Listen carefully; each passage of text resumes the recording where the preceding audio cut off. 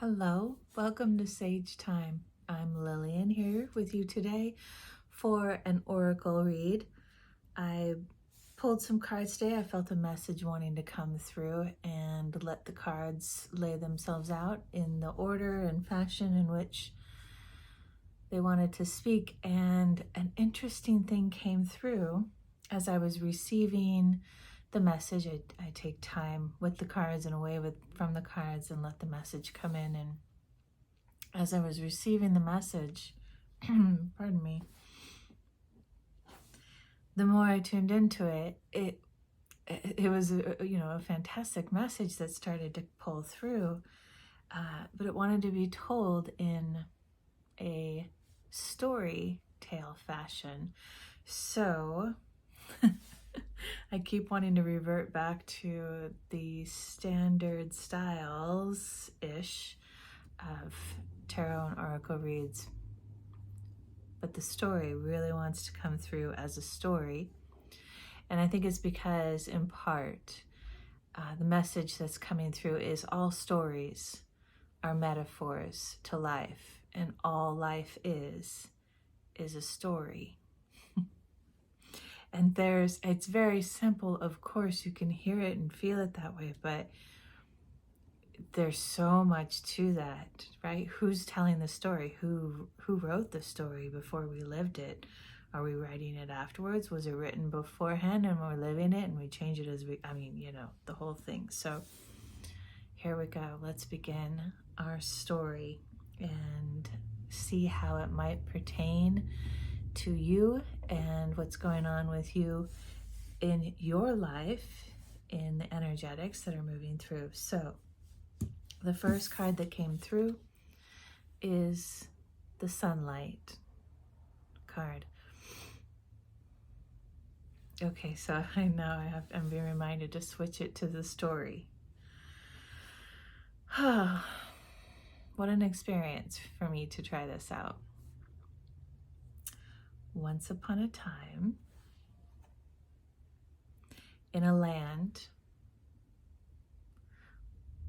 where time didn't exist in a straight line, it overlapped and it wove, and it could be paused and peered through portals into other worlds, through the light of the eyes, from the light of the soul and the solar plexus. And on this particular day, a young piper, what are they called? Satyrs? Sat in the wood, letting his gaze follow the light of the sun through the trees, creating from the trees and the branches at a distance a pattern of woven web that pulled his gaze and his consciousness to the depths of another world, from which he played in his pipe the song of a story of two people in another land living out the imaginations that came through his music, a song coming from his soul, his heart, and his beingness.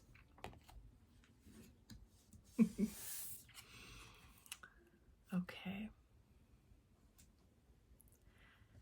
That song wove a story into a pattern, each line of the pattern merging with other lines, being adorned with various markers of achievements, trials, growths, triumphs, losses, loves. Every juncture of every line being pinnacle in the story, and the spaces between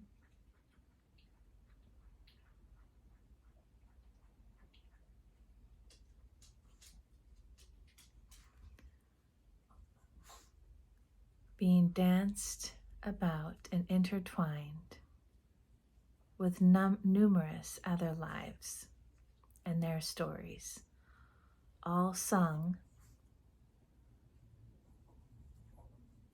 around each and every one of them by the sounds of the natural world. Songs from birds, songs from the elements, songs from the elements moving through and upon each other, the wind through the trees, the water upon the shore.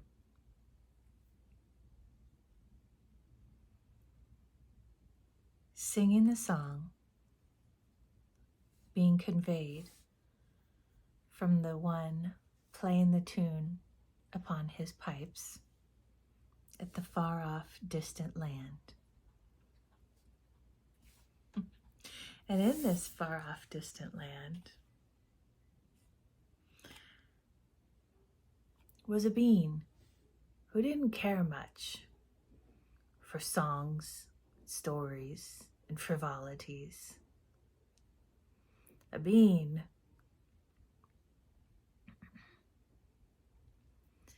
that existed to exist, to do and to move and to not move, without reflection, without concern, without ambition, nor with need for change. And this particular creature, rather disgruntled as he was, felt that these songs and these lavish tales and weavings and wovings were merely distractions from the rote movements of each and every moment. And so when he saw that little songbird up in the corner, in the tree, in his world, conveying the song to the other worlds and trying to influence his moment by moments, he pulled that nonsense up by its roots.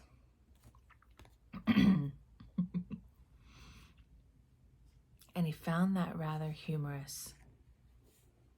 And he didn't know why, and he didn't care to know why, because he had no concerns for things like metaphors and analogies, anecdotes. He had no concerns for the voices and feelings of others, not even himself. As such was evident by the bones that he collected in the braids of his beards. Those who tried to speak to him and teach him and tell him and show him, he had no cause for concern. It was what it was, and it need not be anything else. And when he pulled that up, that tree, and creating discord for the songbird, chiming in with the piper's song, co-creating and contributing, as all beings from other worlds and other realms do, to affect and create and play in stories into the other realms such as ours that they aren't in, but maybe their kindred beings are. And so they co-create, and they send the messages of the songs, the rhythms and the cadences, the harmonies and the melodies. But this giant fellow, not his cup of tea, nor would he be bothered with such things as a cup of tea. when you can just stick your face in a pond, truly. However, songs are always still sung. Rhythms are always still played. Patterns and designs always find their way. And so in that far off distant land, there were two beings, a magician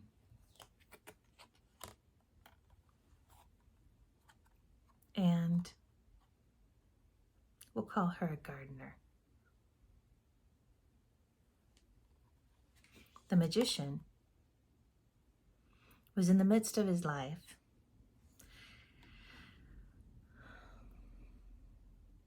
moving through a period of time of darkness, a dark forest path. But it was moving, he felt now, in such a way where the deepest of the darknesses were behind him, and yet still around him, while he could see better, and the light of the moon was casting images onto his surroundings, so he could see where he was and pick up on what it was around him that he could interact with and move between. He felt it was time to make a wish. 3 wishes, in fact, but all 3 wishes being one wish in truth. For as all wishes go, when combined, they make one core heart wish. And so he sent those 3 wishes out, and the wishes, as they floated away from his mind, thinking, and the light of his soul, those wishes were met with the wishes granted. These 3 etheric beings floating around and upon them, drawn to each wish because it was who they were. They are the wish. And so when the wish was called, the wish was met with the wish granted. And it was enchanted and it was blessed. And there was light and magic meeting his magic, because you see, it came from the heart and the soul. Although it was phrased and constructed by the mind, it was based from the heart and the soul of the heart, the light of his self. And when he sent those wishes out, this guy felt in his being something was off. And so he started pulling up more trees. And in the meantime, as the magician was sending off his wishes, this woman in her cottage in the wood was walking through her day-to-day movements, bare feet to the earth, speaking from the soles of her feet in connection to the soles of her being and her spirit, with all of the earth deep to its core. And the response was flourishes of beauty and harvest, herbs and roots, leaves and tops of flowers, to create the creations that she knew she could create, because you see, she is a gardener, not only of magic, but a gardener of sight in depth. As you can see from the layers of her dress, she knows how to lift the veils and expose the different layers of reality, the different veils, or expose the different layers of different realities and realms all around her, because she knows it's not just what she can feel and see and touch. She knows that there is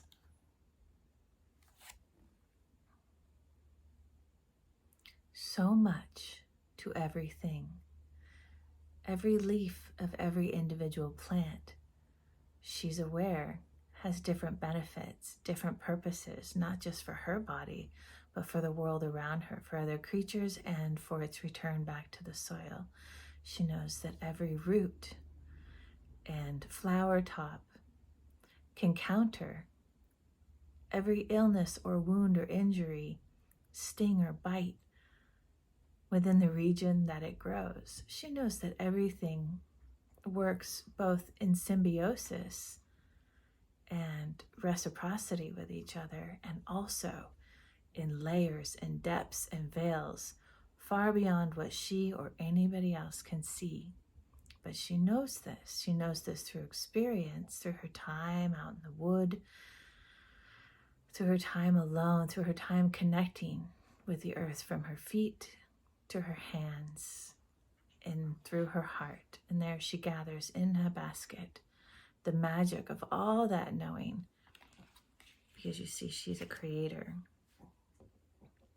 of what is supplied in the world all around her.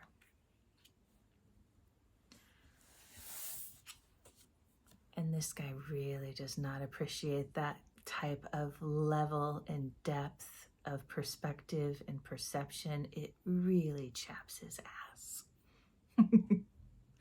And he pulls those things out, root and stem, and collects the debris in his beard. And so, when things are sometimes the brightest and most hopeful moment, there can be a collapse and a darkness that comes over. And so when we think, I've been through the worst, I've had the greatest hardships, I have moved through and beyond the darkest of darknesses, I'm starting to see the light. I have done the work, and I have lived in concert and harmony with the natural world around me. And I've done so in honor and reverence and respect. My intentions are true. My heart is true. I come from a place of love. How? Why? I don't understand. And there's this cracking of the brain, because logic dictates that when we this, then that happens. But there's always so much more intricacy and detail to the pattern of the weave, to the weave of the pattern. Thank you. Things we haven't yet seen, but when we're forced into a pause from a tower, from our dreams breaking apart, from the hardships of whatever moments are unexpected, we take that pause. And once we move through the hardest parts of the pain, we look more deeply into the pattern, and we let the pattern speak to us rather than imposing what we think it should say or it does say. And so when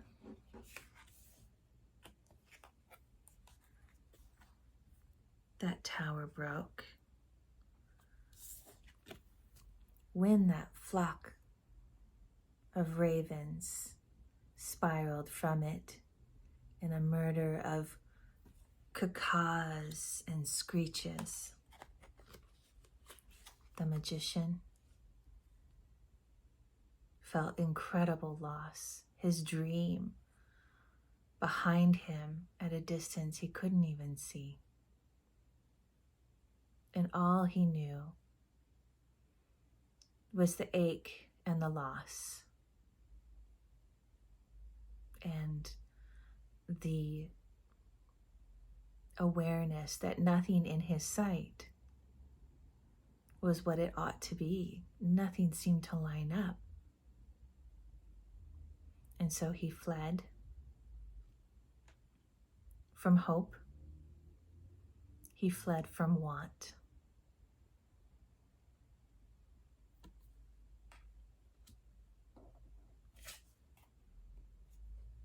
and he retreated into his own space of comfort, where there he sat. And the gardener,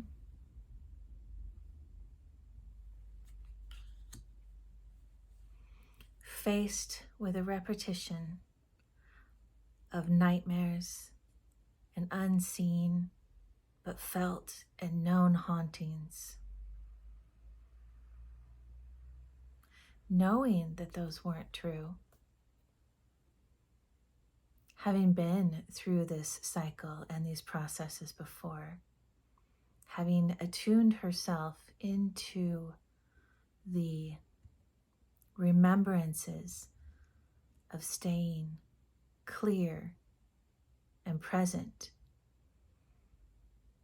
turned those nightmares and those hauntings in her daytime and especially in her night space into a place where she could crawl in deep within herself, comfort herself while they still were going on, the nightmares and the dark feelings of darkness surrounding her. And she was able to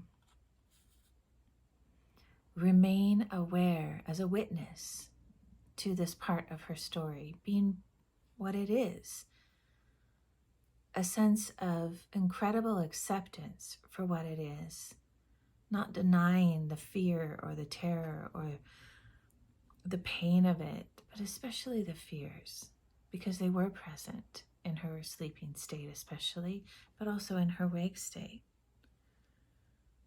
And yet she was able to separate herself from the experience and observe it as a story. And that's where she held herself, in a peaceful pause of remembrance of an ancient, ancient wisdom.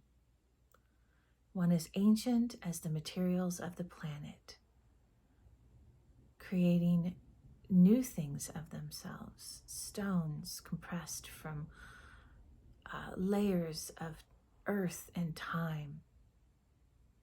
She knew all this is true because she sees it in everything around her. Everything that she touches and interacts with and communicates with, she is in the conversation with the world. And so she knows the basic rhythms and patterns. And she knows all things come to pass. Meanwhile, the magician, tucked away in the coziness of his home, is no longer holding his attention to where he is. He's looking back over his shoulder into what he left behind when he retreated into his safe space. And while his safe space is wonderful, you can see the bottles above the fireplace are dusty and cobwebbed, empty and old. The formulas turned rancid from time, or empty from no longer replenishing his stock. The books have been read and reread, and now are toppling over with lost meaning. And he knows it's time to venture out of the safety of his home,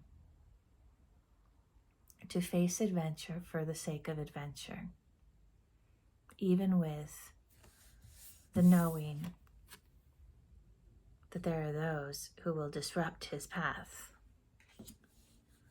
and that there are always times of loss and confusion, lack of clarity. He knows that now. He's taken the reprieve he needs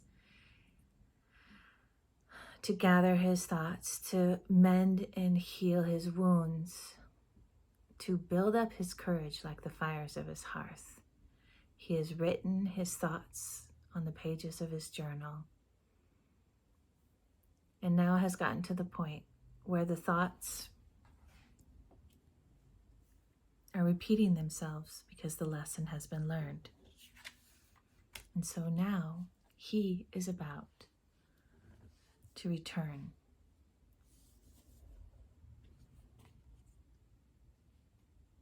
And just like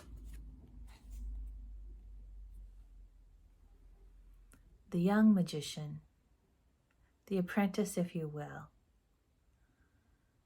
learning his skills and developing them, imagining what it would be like to be a frog, be something that he isn't.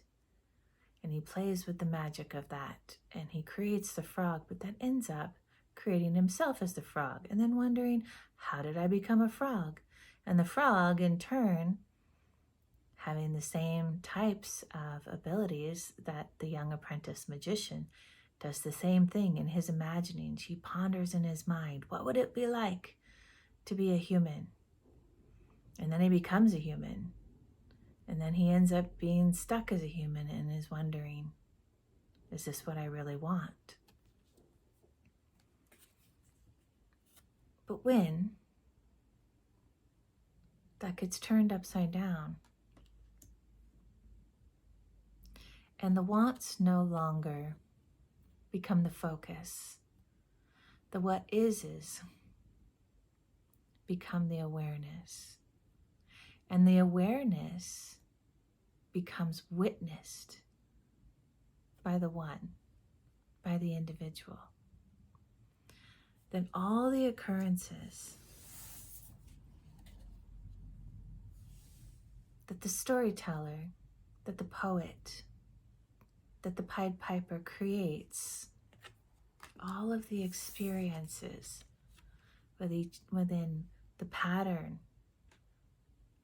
within each and every line and its juncture with other lines, and all the things in between,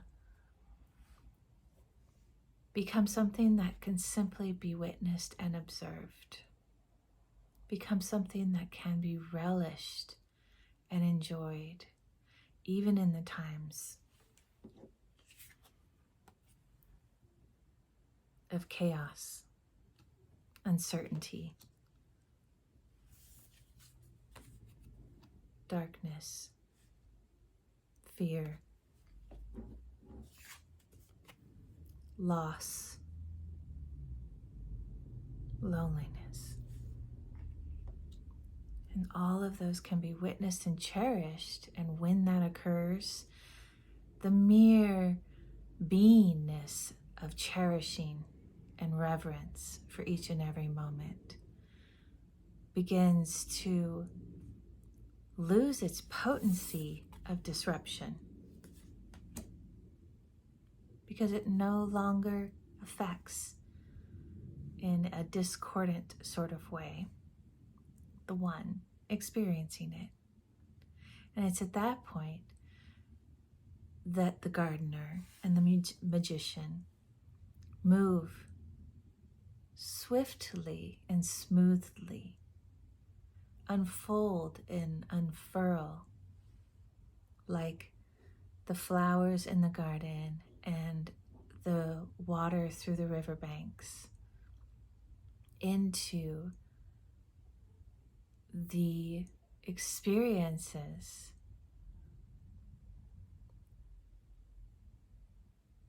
that match up with and are akin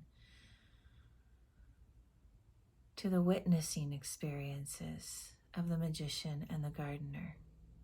And so as the gardener allows herself to experience the hauntings and the darknesses with that witness state of appreciation and self-love, and as the magician is able to experience his losses and his woes and his aches with reverence, appreciation, and love, that then brings the feelings to their present moment. And those same resonant feelings find each other. those resonant feelings of self-love, reverence for all life, including self, honoring and appreciating of all the changes, the ups and downs, the ins and outs, acceptance in all shapes and forms. And those two individuals come together to become